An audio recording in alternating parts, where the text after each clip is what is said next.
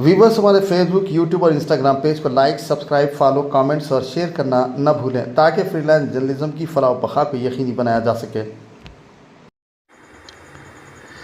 आइंदा इंतखाबात में बीआरएस को इख्तिदार में आने से दुनिया की कोई ताकत रोक नहीं सकती। बीआरएस के 25 साल की तकमील के मौके पर वरंगल जिले के एलकोतुर्ती में मुनक़िदा जलसे-ए-आम से खिताब करते हुए बीआरएस के सरबराह चंद्रशेखर राव ने दावा किया कि आने वाले असम्बली इंतखाबात में बीआरएस का इख्तिदार 100% यकीनी है।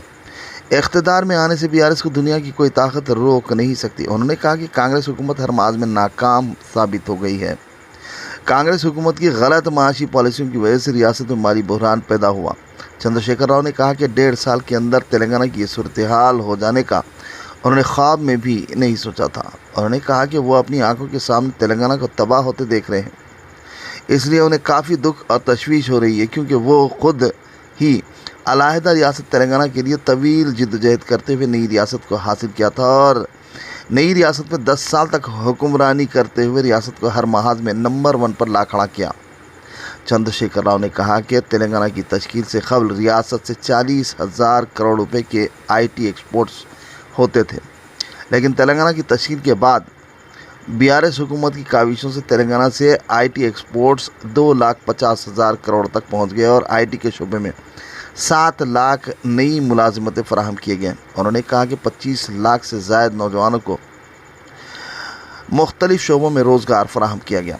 तेलंगाना की तश्कील के बाद बीआरएस हुकूमत ने रियासत में समाज के तमाम तबक़ात के लिए 1000 से ज़ायद गुरुकुल स्कूल्स कायम किए। तेलंगाना में सिर्फ 3 मेडिकल कॉलेजेस थे, लेकिन बीआरएस ने इनकी तादाद 33 तक पहुंचा दी।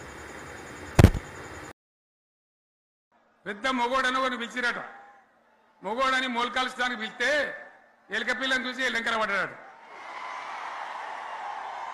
ఇక మా అంత సిపాయిలు లేరు, మేము తెచ్చే ఇస్తాం, 6 సందమామలు పెడతాం, 7 సూర్యులు పెడతాం అని నమ్మబలికి ప్రజలను దగా చేసి మంచిగున్న తెలంగాణ నాగం పట్టించి ఓట్లు వేయించుకొని ప్రజలను మోసం చేసిండ్రు, దగా చేసిండ్రు. ఈ మాట నిజం, మీ అందరికి తెలుసు. వరుస బట్టి గోల్మాల్ దింపుట్ల కాంగ్రెస్ ను మించిన వాళ్ళు లేడు, అబద్ధాలు చెప్పుట్ల కాంగ్రెస్ ను మించిన వాళ్ళు లేడు. ఎన్ని చెప్పిరి ఇక్కడ ఉన్నోళ్ళు జాలరని ఉన్న గాంధీలు లేని గాంధీలు డూప్లికేట్ గాంధీలు అంతా ఢిల్లీకి కూడా దిగిరి, చప్పట్లు కొట్టి డాన్సులు చేసిన స్టేజీల మీద. ఒకటి చెప్పిండ్రా, ఈ దేశంలో షేర్షా సూరి అని ఒక రాజు ఉండే, ఆయన కాలంలోనే రెవెన్యూ సంస్కరణలు తెచ్చినారు. నేను చెప్పే మాట మంచి వినాలి మీరు. చరిత్ర పొడుగుతో చూస్తే షేర్షా సూరి నుంచి స్వతంత్ర భారతం వచ్చిన తర్వాత ప్రజాస్వామ్య ప్రభుత్వాలు కూడా రైతుల దగ్గర రకరకాల శిస్తులు వసూలు చేసినారు, రైతుల దగ్గర డబ్బులు వసూలు చేసినారు, తహసీల్ రకాలు వసూలు చేసినారు, నీటి తీరువాలు వసూలు చేసినారు. కానీ రైతును చూడాలని వాడు అందుకోలే. భారతదేశంలోనే ఎక్కడ కూడా లేని స్కీమ్, నన్ను వాళ్ళు అడగలే, ఎలక్షన్లలో చెప్పలే. నాకు నేనుగా ఆలోచించి, ప్రభుత్వమే ఆలోచించి రైతు బంధు పథకాన్ని తెచ్చినాం. చాలా బ్రహ్మాండంగా రైతు బంధు పథకాన్ని అమలు చేసినాం.